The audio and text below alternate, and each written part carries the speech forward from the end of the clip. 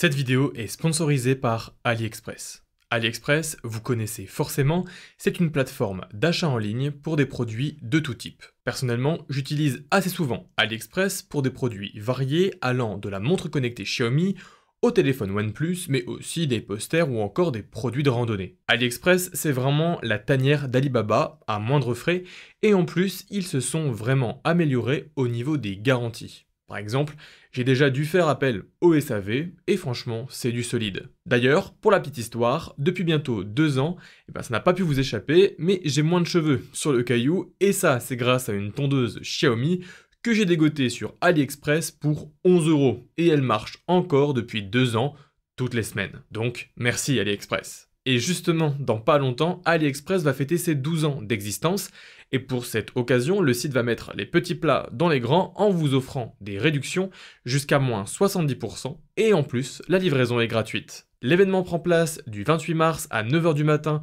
jusqu'au 2 avril à 9 h du matin également, alors n'hésitez plus à aller jeter un coup d'œil sur AliExpress.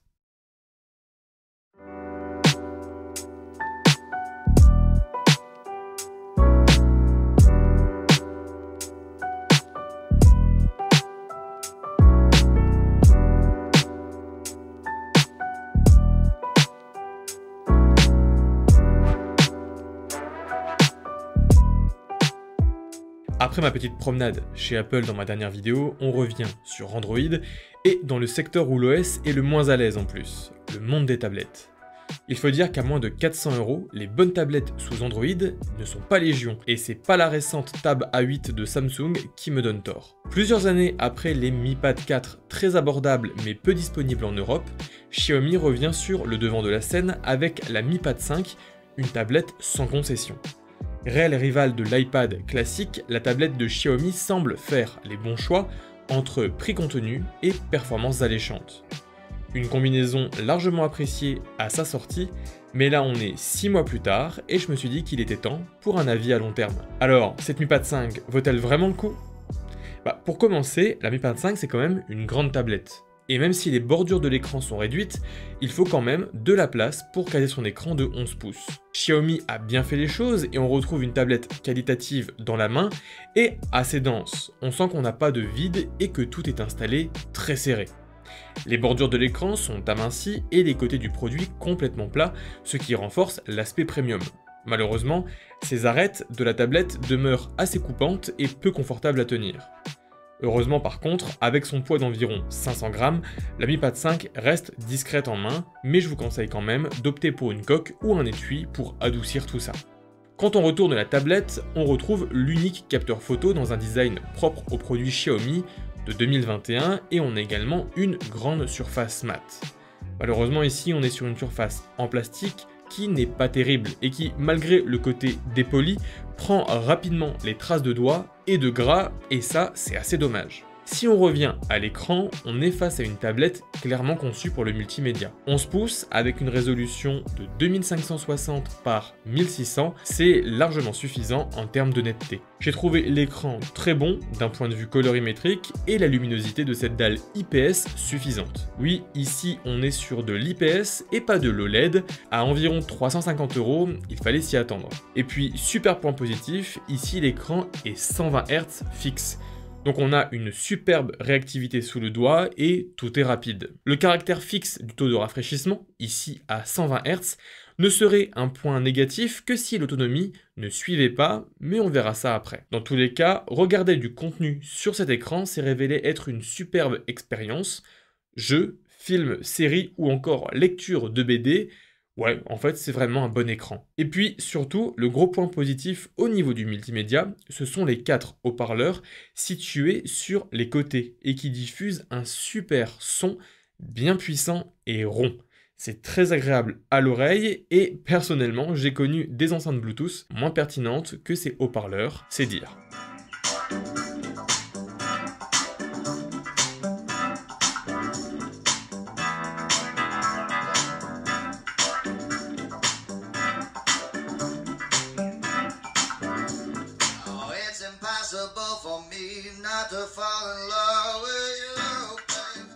Au niveau du logiciel, la Mi Pad 5 prend des risques. En effet, alors que Xiaomi tente depuis plusieurs années de faire oublier son amour pour Apple, on retrouve quand même ici une surcouche très iPadOS. Et je trouve que c'est ça le risque. Alors que Samsung a adopté sa propre philosophie pour les tablettes, Xiaomi s'est posé la question comment faire du Apple mais sous Android.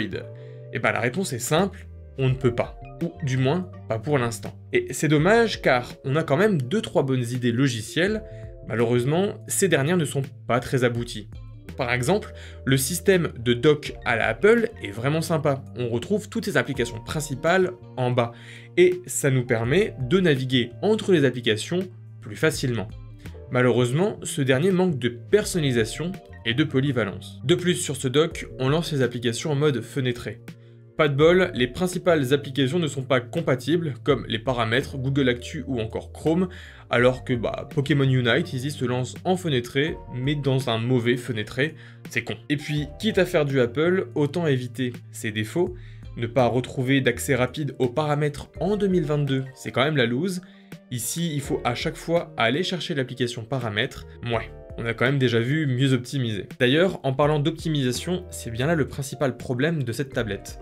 Non pas que MIUI soit vraiment mal optimisé, mais c'est surtout que, alors que le matériel est très bon, eh bien ça tourne sous Android, et l'OS de Google se révèle quand même trop limitant.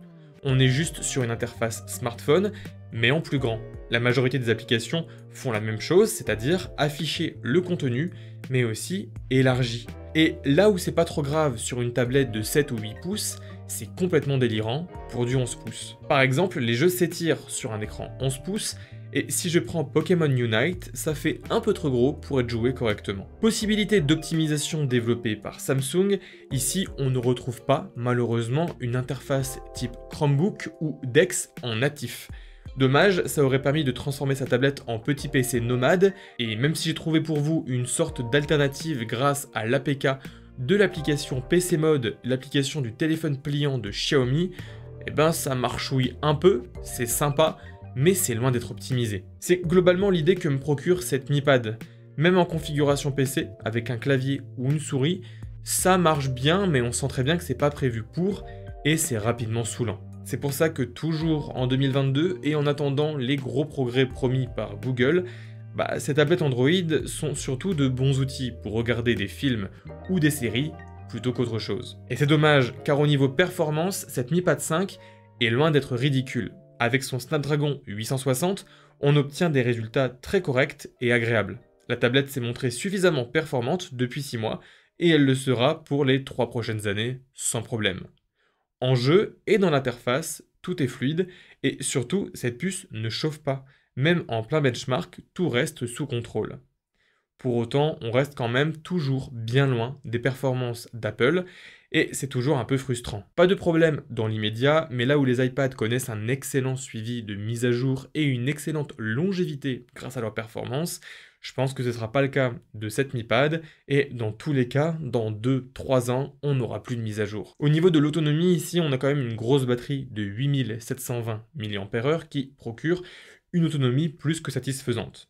Vous pouvez facilement compter sur une dizaine d'heures d'écran allumé, et ça c'est chouette. Pour la recharge ici, on a une recharge rapide de 33 watts avec le chargeur fourni dans la boîte, et ça promet une recharge complète en environ 2 heures, et avoir une recharge rapide sur tablette, ça se souligne, puisque les concurrents se rechargent en bien plus de temps. Sur la question des caméras, ici Xiaomi a fait au plus simple. Une caméra devant, une caméra derrière.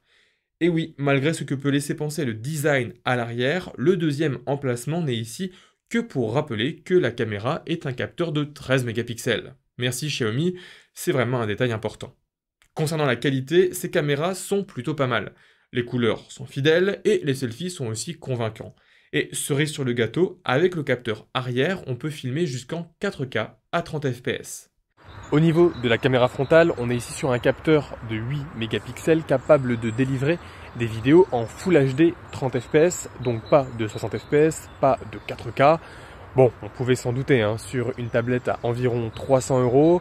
Et au niveau de la qualité, on va dire que c'est passable, la qualité n'est pas transcendante, mais pour faire des visios rapides ou des petits montages avec les enfants, c'est largement suffisant. D'ailleurs, c'est cette caméra à l'avant qui sert pour le déverrouillage facial, seul moyen de déverrouiller rapidement sa tablette, et ça marche très bien.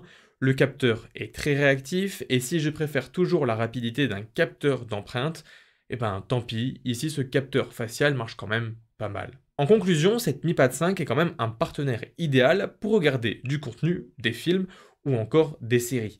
Mais je ne parviens toujours pas à conseiller une tablette Android pour autre chose.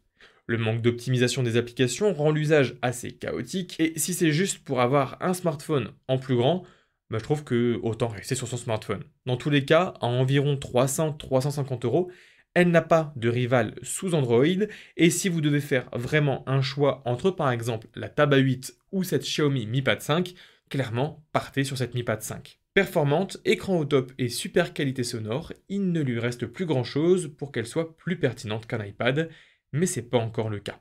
Dans tous les cas, j'espère que la vidéo vous a plu et que ça vous a permis également d'y voir un petit peu plus clair sur cette tablette.